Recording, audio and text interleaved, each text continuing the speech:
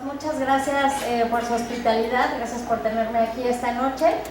Y bueno, pues vamos a comentar sobre un tema que pues seguramente todos ustedes dominan perfectamente y que vemos muy frecuentemente en la consulta de gastroenterología, y pues que es la enfermedad diverticular sintomática no complicada.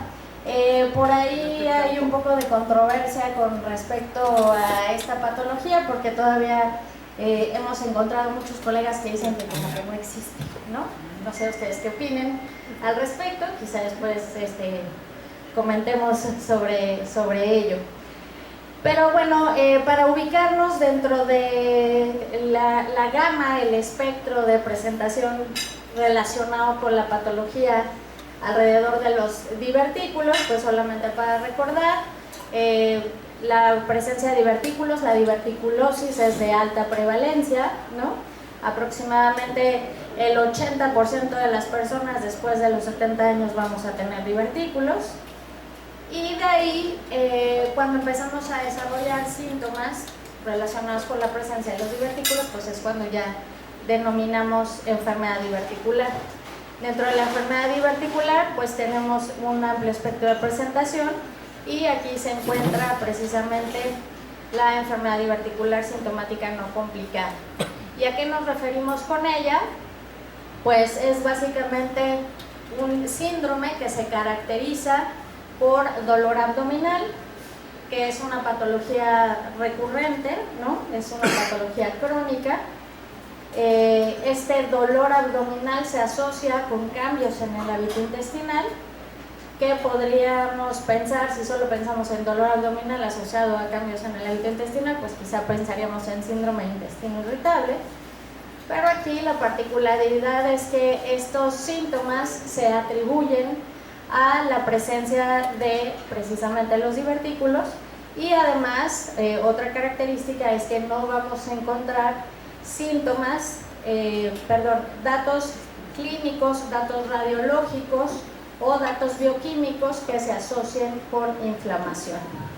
Aproximadamente de los pacientes que tienen divertículos, es decir, del grupo de los que tienen diverticulosis, cerca de una cuarta parte va a desarrollar este tipo de manifestación clínica, y dentro de este grupo hasta un 8% puede desarrollar un primer episodio de diverticulitis.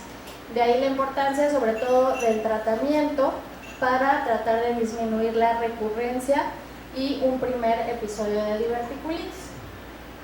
Dentro de los factores que están involucrados, bueno, ya sabemos que el desarrollo de los divertículos se asocia con diferentes factores.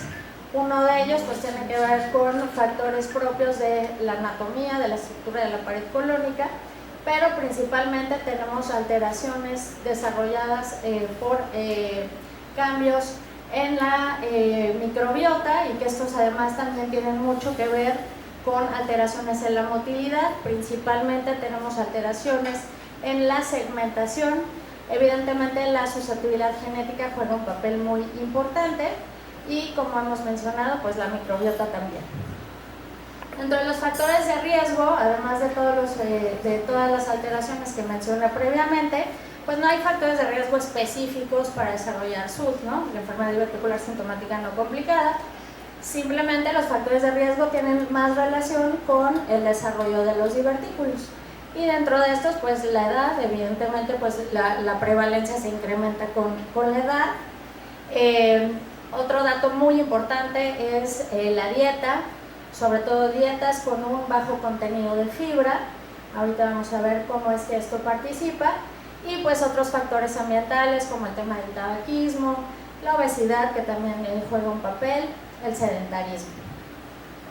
Entonces vamos a ver que dentro de la fisiopatología pues hay una interacción muy importante entre varios de estos factores que he estado comentando, principalmente la alteración en la microbiota, la disbiosis. Ahorita vamos a ver algunas características importantes dentro de la disbiosis, y está íntimamente relacionada pues con una respuesta inflamatoria, que si bien es de bajo grado, pues sí tenemos una respuesta inmunológica, y esto se asocia además con estas alteraciones en la motilidad colónica, que pueden dar lugar a algunos episodios o datos de isquemia muy local, ¿no? muy focalizada, y por supuesto que la interacción neuroinmunológica dada principalmente por esta respuesta a la disbiosis va a jugar un papel importante. Y entonces, el tema de la disbiosis. Dentro de la disbiosis, bueno, sabemos que esta participa del desarrollo de muchas patologías gastrointestinales. Síndrome de intestino irritable, por supuesto, que es como la que más tenemos presente, pero en SUD también vamos a ver que hay una alteración interesante con relación sobre todo a la diversidad bacteriana. Vamos a tener disminución sobre todo de algunas cepas que tienen mayor actividad antiinflamatoria. Dentro de estas, pues algunos tipos específicos de Clostridium, y también vamos a tener un agotamiento sobre todo de algunas enterobacterias.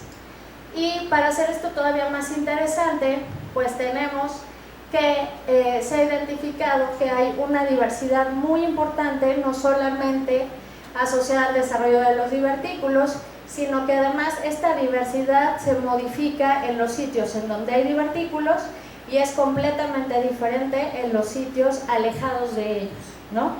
Y aunque aquí cada colorcito señala una cepa en específico, aquí lo interesante justamente es ver cómo se va a modificar esta diversidad en los diferentes segmentos asociados o no a los divertículos. Y bueno, ya comentábamos las alteraciones en la motilidad colónica, específicamente en las alteraciones de la segmentación. Probablemente esto se asocia sobre todo con el aumento de la presión intraluminal, y esto dado pues por una dieta baja en contenido de fibra, ¿no? Esto hace que se incremente esta presión intraluminal y por lo tanto tenemos de manera secundaria alteraciones en esta segmentación. Y justamente estos episodios de mayor presión intraluminal pues son los que se asocian con algo de isquemia, ¿no? Y bueno, como ya todos sabemos, el papel que juega la microbiota, la respuesta inflamatoria de bajo grado, y todo esto pues tiene mucho que ver con la comunicación tanto con el sistema inmunológico, con la respuesta neuroendocrina. Y aquí particularmente en los pacientes con SUD se ve que hay un aumento en los macrófagos a nivel colónico, aunque no vemos una respuesta inflamatoria relacionada, por ejemplo, con interleucina 6, con interleucina 10 o con factor de necrosis tumoral. Pero, por ejemplo, en un estudio se evidenció que estos pacientes tienen incremento de CD25 en sangre periférica. De esta manera, pues vemos que la cuenta de macrófagos pues también juega un papel dentro de esta respuesta inflamatoria. ¿Y cómo esperamos ver a un paciente que tiene SUD? Pues ya lo mencionamos al inicio, ¿no? Dentro de la definición, característicamente es un paciente que tiene dolor abdominal, pero, por ejemplo, a diferencia del síndrome de intestino irritable, el dolor suele localizarse hacia el cuadrante inferior izquierdo, que es como el sitio más frecuente de localización de los divertículos, y esto se asocia con cambios en el hábito intestinal. Ahorita vamos a revisar cómo es que podríamos llegar a hacer un diagnóstico diferencial con síndrome de intestino irritable, que pues es como el diagnóstico diferencial más frecuente, ¿no? Y la asociación con algunos otros síntomas como extensión abdominal. Y aquí es donde probablemente entre mucho esta controversia con respecto a si existe o no la enfermedad diverticular sintomática no complicada, ¿no? Por la característica de la presencia del dolor abdominal, que se asocia a cambios en el hábito intestinal. Y bueno, mucha gente dice, bueno, para mí esto es un síndrome de intestino irritable, ¿y cómo podemos demostrar que no lo es? Bueno, pues tenemos algunos datos clínicos que son de mayor utilidad o que nos van a orientar, mejor dicho, hacia una u otra patología. Y bueno, para empezar, los trastornos de la interacción cerebro-intestino, como en el caso de intestino irritable, son mucho más frecuentes en pacientes jóvenes, ¿no? Hablamos de entre 25 y 45 años de edad, y los divertículos tienen una mayor prevalencia conforme se incrementa la edad. Entonces, a una persona de 60 años que tiene este cuadro clínico, difícilmente vamos a pensar que a lo mejor tiene un síndrome de intestino irritable. O por el contrario, una mujer de 30 años que tiene estas características clínicas, difícilmente vamos a pensar que a lo mejor tiene enfermedad diverticular. Aunque bueno, no todo está escrito en piedra, ¿verdad? Y la otra característica del dolor pues es la localización. Como mencionamos, enfermedad diverticular sintomática no complicada, el dolor característicamente se localiza hacia el cuadrante inferior izquierdo, mientras que en intestino irritable suele ser difuso o se modifica la localización en cada evento, ¿no? En cada recurrencia. También tenemos que el dolor, de acuerdo a Roma 4, pues se relaciona con la defecación. Esto generalmente quiere decir que mejora o disminuye posterior a la evacuación, mientras que en el paciente con SUD esto no sucede. En cuanto al hábito intestinal, en síndrome de intestino irritable, pues esto va a depender del subtipo, ¿no? Predominio estreñimiento, predominio de diarrea o mixto, mientras que en SUD lo más frecuente es que el paciente tenga diarrea. En algunas ocasiones llega a tener estreñimiento, pero lo más frecuente es que sea diarrea. Y por otro lado, tanto el género como el grupo de edad pues son completamente diferentes, ¿no? Es lo que ya habíamos comentado previamente.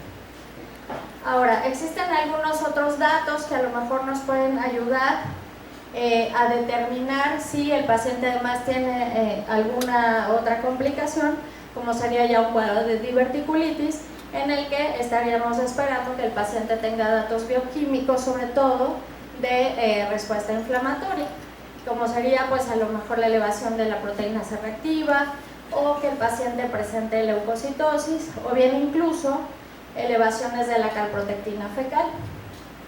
Y en este punto particular, pues lo que generalmente vemos es que la calprotectina no se eleva de manera importante, aunque suele ser un poquito mayor en pacientes con SUD en comparación, por ejemplo, con un paciente de intestino irritable, en quien pues prácticamente no vemos realmente elevaciones de calprotectina.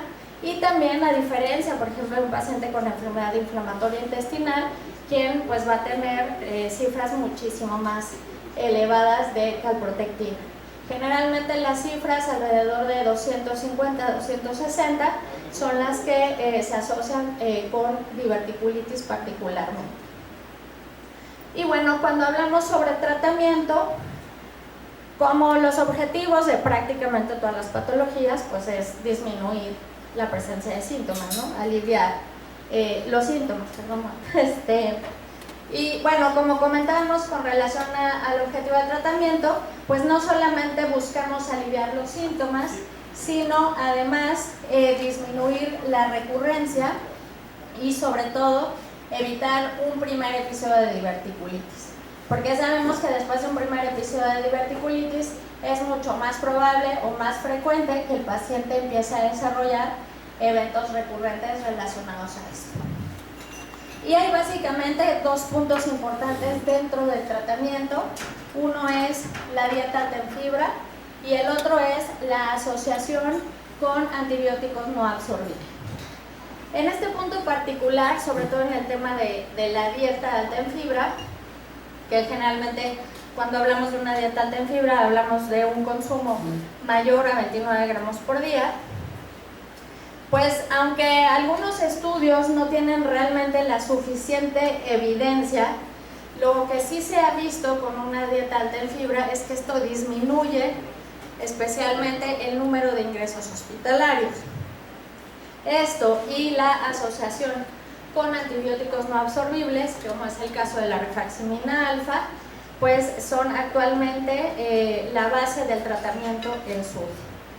Y rápidamente vamos a recordar sobre rifaximina alfa, que se empezó a comercializar como un antibiótico.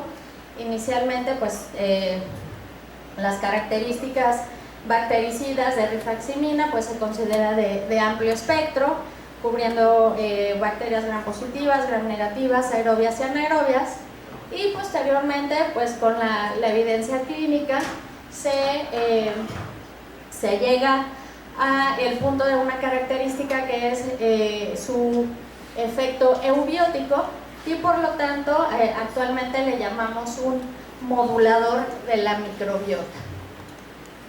¿Y por qué llamamos que tiene un efecto eubiótico? Porque se ha identificado que favorece el crecimiento en particular de algunas bifidobacterias, lactobacillus, y en particular de esta cepa que es el Fecalibacterium prausnitzii, que se asocia particularmente con esta diversidad que habíamos comentado que se ha identificado en pacientes con SUD. Y a través de su efecto agonista intestinal del receptor pregnano X, también se considera que tiene actividad antiinflamatoria y de ahí que se denomine que tiene una propiedad de inmunomodulación. Entonces, ¿cuál es el efecto principal de rifaximina alfa? Pues actualmente decimos que es su efecto eubiótico, y al mejorar la disbiosis también mejora la permeabilidad intestinal. Esto va a disminuir la respuesta inflamatoria de bajo grado a nivel local, va a modificar la expresión de inmunomoduladores, y a partir de esto pues se considera que tiene un potencial efecto en mejorar la hipersensibilidad visceral. La posología indicada de rifaximina en SUD es de 400 miligramos 2 veces al día por 7 días en ciclos mensuales. Entonces la recomendación es llevar a un paciente con el tratamiento cíclico de rifaximina asociado a la dieta alta en fibra, incluso hasta 12 meses. Y esto va a mejorar de manera importante la recurrencia de los síntomas y potencialmente evitar un primer episodio de diverticulitis. Dentro del Consenso Internacional de Diverticulosis y Enfermedad Diverticular también se menciona el uso de mesalazina en SUD. Hay muchos estudios de mesalazina específicamente en diverticulitis, pero en el caso particular de SUD sí tiene relación con reducir los síntomas. Aquí hay un poco de controversia derivado de algunos metaanálisis, pero generalmente la dosis que se recomienda de mesalazina en SUD es menos de 2 gramos al día. Esto es porque en un estudio clínico se identificó que una dosis mayor a esta se asocia con mayor recurrencia. Entonces actualmente pues la recomendación es utilizar menos de 2 gramos por día, aunque el tiempo y la modalidad todavía no han sido estudiados de manera adecuada. Por lo tanto, tampoco podemos hablar en este momento de recomendar de manera cíclica, por ejemplo, el uso de mesalazina, y solamente la tenemos enfocada en un episodio de recurrencia. Y en cuanto al uso de probióticos, en realidad pues no hay una evidencia suficiente para recomendarlos en este escenario clínico. El principio o el racional de su uso pues básicamente sería la modulación de la microbiota. Sin embargo, pues eso hasta el momento lo hemos logrado solamente con el uso de rifaximina.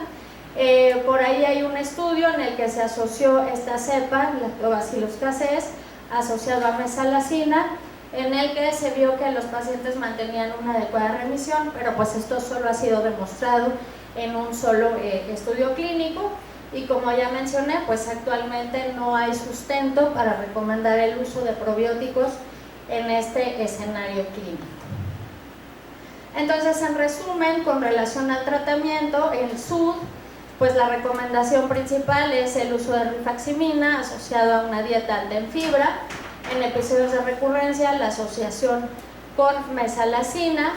No tenemos evidencia para el uso de probióticos, y pues hay que considerar mayor número de estudios clínicos con adecuada calidad para derivar algunas otras recomendaciones. Pues muchas gracias por su atención.